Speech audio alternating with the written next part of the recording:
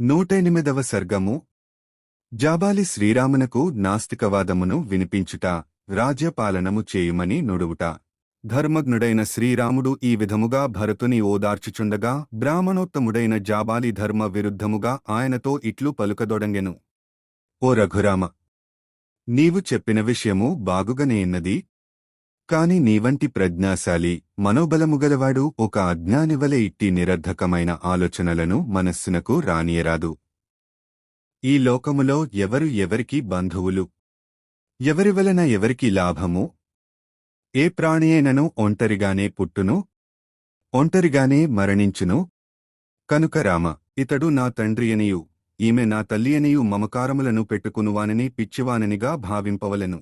ఏలనన ఈ ప్రపంచమున ఎవ్వరునూ ఎవ్వరికినీ ఏమీయూ కారు. రామ, ఒకడు వేరొక గ్రామమునకు వెళ్ళుచు త్రోవలో ఏదేని యొక్క సత్రమునందు ఒక రాత్రి బసచేయును. తెల్లవారిన పిమ్మట అతడు ఆ స్థానమును వీడి ముందునకు సాగును. ఓ కాకుత్స్థ, అదే విధముగా తల్లిదండ్రులతోడను గృహ సంపదలతోడను మనుష్యులకు గల సంబంధములన్నీయునూ క్షణికములే. కనుక సజ్జనులు వాటియందు ఆసక్తులు కారు. కనుక ఓ నరశ్రేష్ఠ, ఈ వనవాస జీవితము మిగుల దుఃఖకరమైనది. ఇందలి త్రోవలు ఎత్తుపల్లములతో ముండ్లతో కూడియుండును. నీవంటివాడు తండ్రి నుండి ప్రాప్తించిన రాజ్యమును వదలి ఇట్టి క్లిష్ట మార్గమును ఆశ్రయించుట తగదు.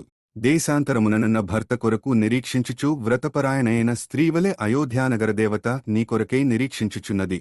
కావున సకల సంపదలతో తులతూగుచున్న అయోధ్యకు వెళ్లి రాజ్య పట్టాభిషిక్తుడవు కమ్ము. ఓ రాజకుమారా, స్వర్గమున దేవేంద్రునివలె నీవు అయోధ్యయందు దివ్యభోగములను అనుభవించుచూ హాయిగా విహరించుచుండుము. దశరథుడు నీకు ఏమీయు కాడు, నీవు ఆయనకు ఏమీయు కావు. ఆ రాజు వేరు, నీవు వేరు. అందువలన నేను చెప్పిన విధముగా చేయుము. ప్రాణి పుట్టుకకు తండ్రి నిమిత్తకారణము మాత్రమే. వాస్తవముగా ఋతుమతి అయిన స్త్రీగర్భమునందు శుక్రశోణితముల కలయిక వలన శిశువు జన్మించును. దశరథ మహారాజు తాను చేరవలసిన చోటికే చేరినాడు.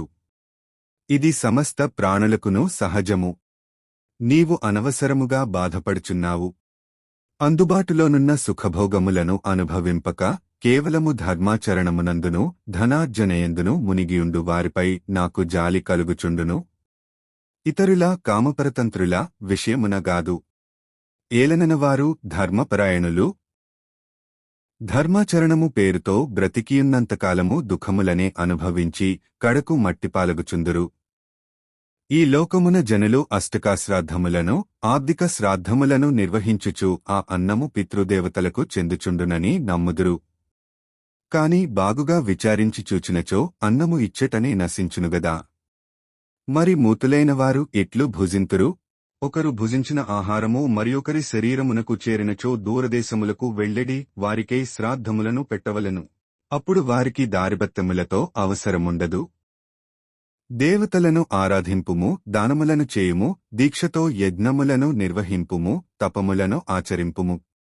ఇల్లు వాకిలి వదిలి సన్యాసమును స్వీకరింపుము మున్నగు విషయములతో గూడిన గ్రంథములను ఇతరుల సంపదలను అపహరించుటలో ఆరితేరినవారు జనుల మనస్సులను దానధర్మముల వైపు మరలించుటకై రచించిరి. ఓ బుద్ధిశాలి, తండ్రిమాట జవదాటరానిది అని విశ్వసించెడి నీవు ఈ లోకము తప్ప మరియొక లోకము లేదని నమ్ముము. ప్రత్యక్షముగానున్న రాజ్యలాభములను అనుభవింపుము. పరోక్షమైన పారలౌకిక లాభములను విశ్వసింపకుము. ఓ రామ, ఇహ ఈ లోక సుఖములే వాస్తవములు.